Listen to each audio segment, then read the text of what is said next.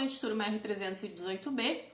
Vamos para a nossa segunda aula de noções de ressonância magnética. Mas antes de começarmos o assunto da aula de hoje, vamos lembrar um pouquinho da nossa primeira aula. Lá na nossa primeira aula, a gente falou que a ressonância é um exame de diagnóstico por imagem que tem um grande ímã, que vai interagir com o nosso corpo por meio de campos magnéticos e pulsos de radiofrequência. Com auxílio de bobinas e de antenas receptoras, vão ser criadas imagens em alta definição e em 3 planos: o axial, o coronal e o sagital. A gente falou também na aula passada que a ressonância é um exame que não emite radiação. O custo dela varia de R$ 800 a R$ 1.500, podendo ser mais ou menos se houver o uso do contraste e também dependendo da estrutura que a gente vai analisar. A duração do exame é em média de 30 minutos, também podendo variar, podendo ser mais, se o paciente não colaborar ou dependendo também da estrutura que a gente vai estudar. Porque se o paciente não colaborar, a gente precisa que o paciente fique imóvel durante a captação das imagens. A gente falou também na aula passada que por ser um exame que vai utilizar um campo magnético, um ímã gigante, a gente precisa o quê? Que estruturas ferromagnéticas não entrem dentro da sala onde está o aparelho de ressonância. Porque as estruturas ferromagnéticas, elas são atraídas por esse campo magnético, por esse ímã gigante. Enquanto que estruturas diamagnéticas, estas podem sim entrar lá na nossa sala de exame. A gente falou também que quem descobriu o fenômeno da ressonância foi o Félix e o Edward, 2 físicos que em 1952 ganharam o prêmio Nobel em função desta descoberta. Então, vamos para a nossa aula de hoje? Vamos então falar um pouquinho sobre química e física nessa aula de hoje. Preparados? Então vamos lá. O Edward e o Félix demonstraram lá em 1946 que quando submetemos determinados núcleos à ação de um campo magnético intenso, estes núcleos podem absorver energia de radiofrequência e gerar um sinal de radiofrequência que pode ser captado por uma antena receptora e assim gerar uma imagem. Esse fenômeno foi descrito como ressonância magnética nuclear. A partir daí, então, lá em 1971, quando o Raymond viu que existe diferença dos tempos de relaxamento entre um tecido normal e um tecido tumoral, a ressonância magnética nuclear começa a ser usada na área da saúde. Isso porque a ressonância magnética nuclear mexe no núcleo dos átomos, fazendo com que eles se alinhem de forma paralela ou antiparalela. Isso quando eles estão sob a ação do campo magnético. Quando eles não estão sob a ação do campo magnético, eles estão desordenados, eles estão desalinhados. O que quer dizer? Está cada um para um lado. Quando o sinal de radiofrequência ele é emitido, quando o campo magnético ele é ligado, eles vão emitir um sinal. E esse sinal vai permitir que se forme uma imagem de determinada região do corpo. Como eu vou saber qual é a imagem do corpo que vai ser mostrada ali, que vai ser estudada? Eu vou usar uma bobina específica para aquela área de estudo. Se eu estou fazendo um estudo sobre a cabeça, se eu estou fazendo uma ressonância magnética da cabeça, eu vou colocar uma bobina na região da cabeça, fazendo então com que o aparelho entenda que o sinal mais intenso se dá naquela região, que é a minha região de interesse, a minha região de estudo. Mas isso a gente vai ver um pouquinho mais detalhado na nossa aula 3. Vamos fazer um parênteses. Espera aí.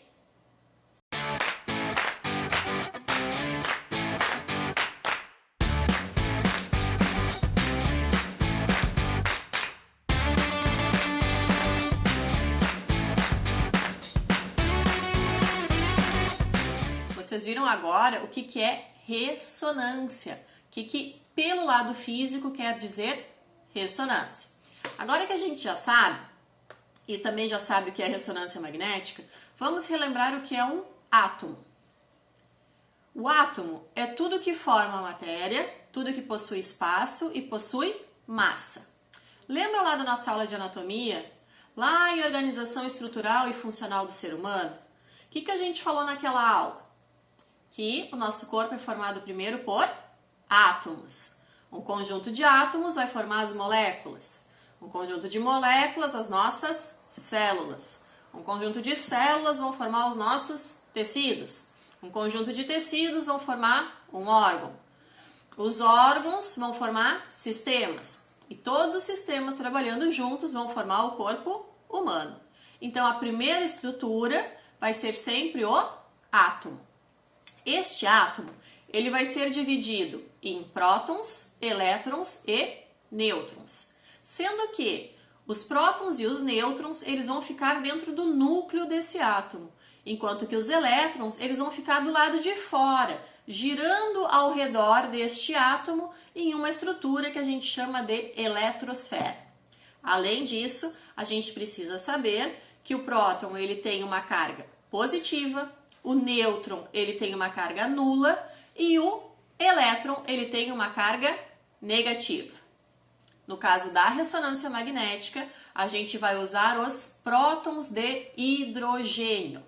Então, nós iremos usar as estruturas positivas do átomo. E por que o hidrogênio? Vamos lá para a tabela periódica. Viu ali onde está o hidrogênio? O hidrogênio é o primeiro. Por que ele está ali sozinho? Porque ele não é igual a nenhum outro átomo. Ele possui apenas um próton dentro do seu núcleo. Como ele possui apenas um próton dentro do seu núcleo, é mais fácil da gente mexer com ele. Pensa comigo.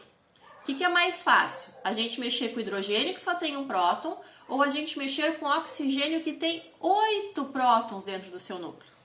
O que é mais fácil mover? Uma pessoa ou 8 pessoas? Uma só, né, gente? Pois é. Além disso, o próton de hidrogênio, ele é o mais abundante dentro do nosso corpo. Ele é o que tem maior quantidade. Além de a gente conseguir mexer dentro do núcleo dele, porque ele só tem um. Fechou até aí? Então tá. Vamos falar então na formação de imagem por ressonância. A gente vai usar a energia de alinhamento dos prótons de hidrogênio. Já vimos que a gente vai usar o hidrogênio, porque o hidrogênio possui apenas um próton dentro do seu núcleo. A gente vai ver também que os prótons de hidrogênio dentro do nosso corpo, eles estão completamente desalinhados. Tá cada um para um lado, cada um numa direção. E quando a gente coloca eles dentro de um campo magnético, quando o nosso corpo entra dentro do aparelho de ressonância e ele fica sob a ação do campo magnético, os prótons de hidrogênio que existem dentro do nosso corpo, eles se alinham no sentido paralelo ou antiparalelo. Para que eles se alinhem, eles precisam ter uma força, porque eles estavam em um estado, eles precisam ir para outro. Para que eles mudem, para que eles fiquem alinhados, eles estavam desalinhados, então eles vão precisar de uma força. Quando eles vão voltar para o seu estado normal de novo, eles também vão ter que perder uma força, para que voltem de novo a ser desalinhados. Esse ganho e essa perca de força é o que vai ser captado pelas antenas, pelas bobinas receptoras. O tempo de relaxamento que vai se dar entre o alinhamento e o desalinhamento é que vai formar o sinal de ressonância magnética. Complicou? Bom, vamos tentar dar uma descomplicada então. Os prótons, eles têm uma propriedade que a gente chama de spin, ou momento angular, que é a rotação dele em torno do seu próprio eixo. Vamos pensar na Terra. A Terra gira em torno do seu próprio eixo. Mesma coisa vai acontecer com o que a gente chama de spin ou momento angular. É a rotação sobre o seu próprio eixo. Além do spin, o próton também tem um momento magnético, ou seja, ele se comporta como um magneto, um pequeno ímã.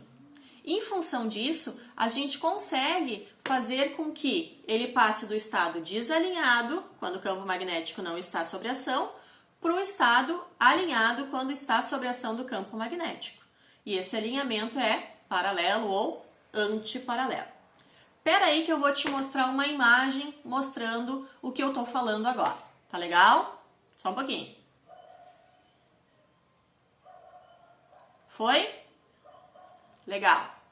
Então agora, gente, vamos começar a falar sobre o exame em si, tá? Precisávamos falar um pouquinho antes sobre a química, sobre a física, para que a gente consiga falar agora então sobre o exame de ressonância magnética.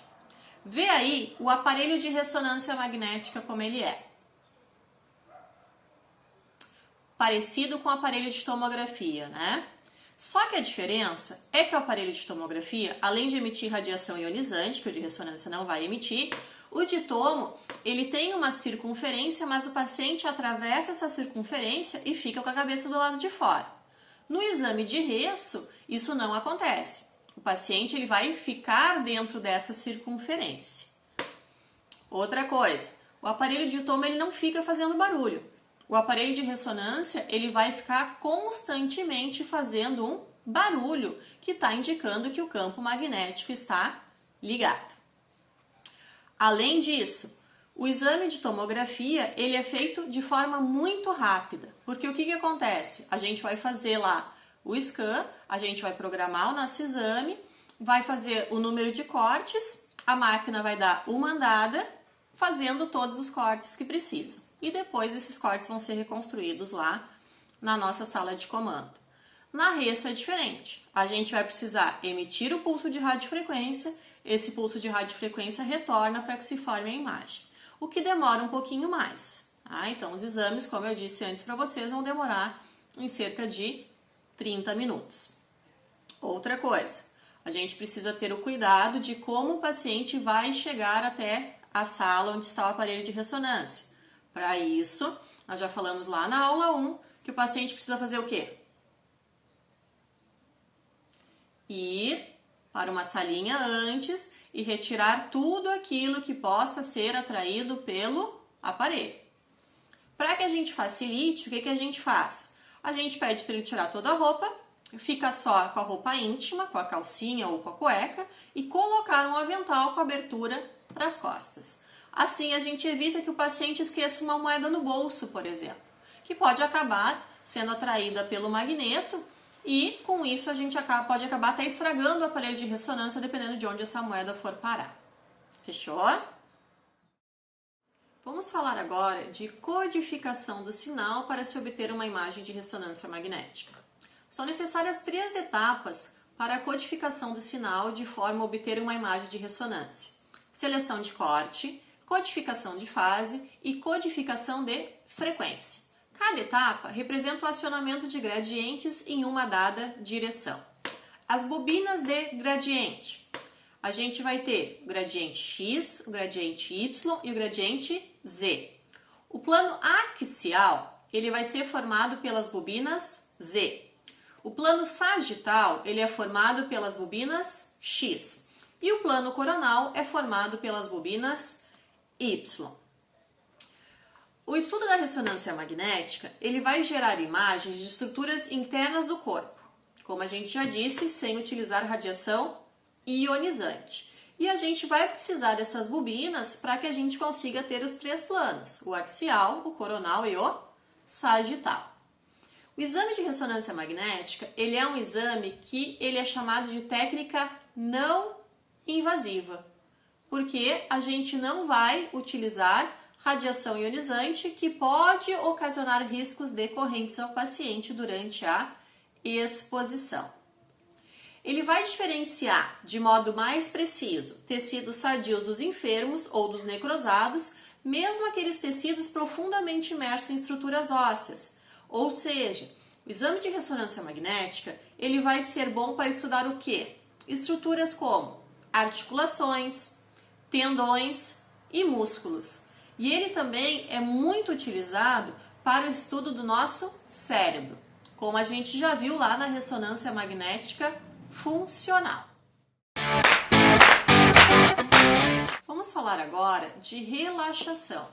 Relaxação longitudinal e relaxação transversal. Elas são chamadas de T1 e T2.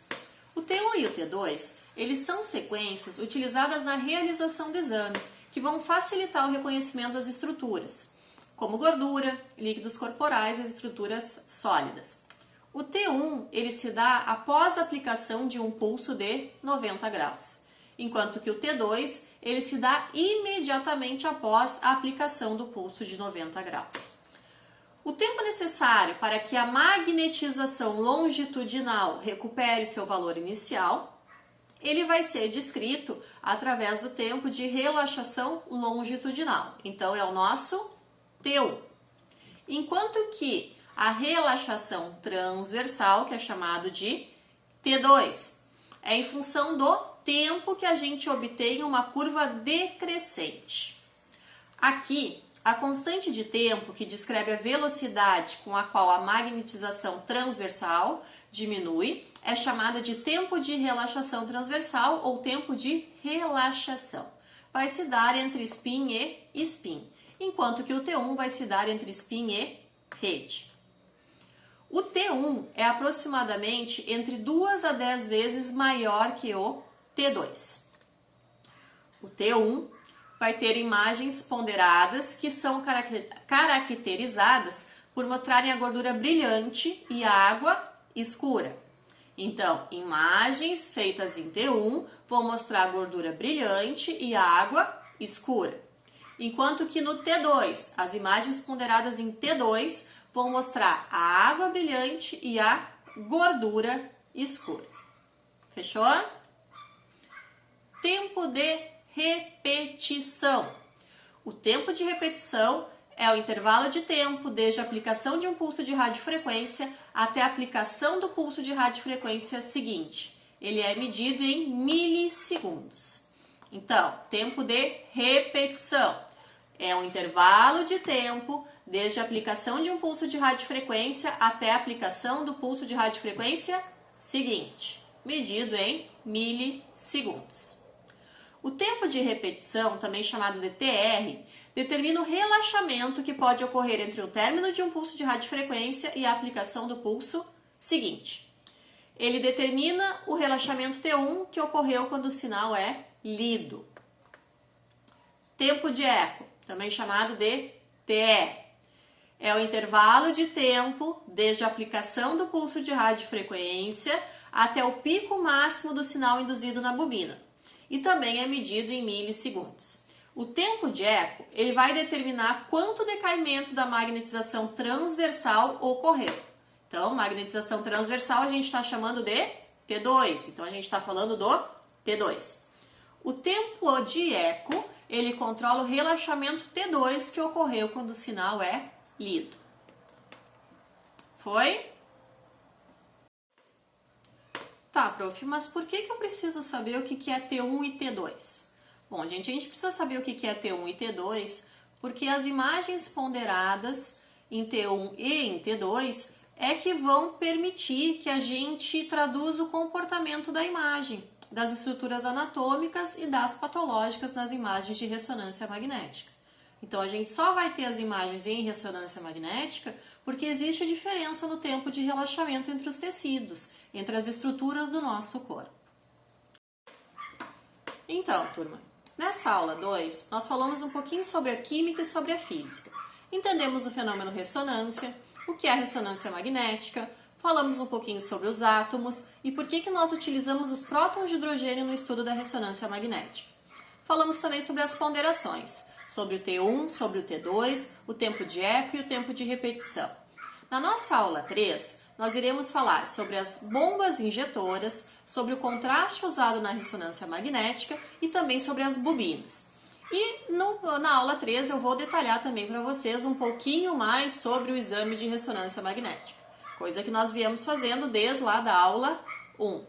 No final de todas as aulas, vocês vão ter um apanhado geral e vocês vão saber exatamente como funciona o exame de ressonância magnética. Então agora, vocês me aguardem às 7h30 lá no Zoom para a nossa aula ao vivo para vocês tirarem as dúvidas sobre essa aula de agora. Fechou? Então tá, até lá!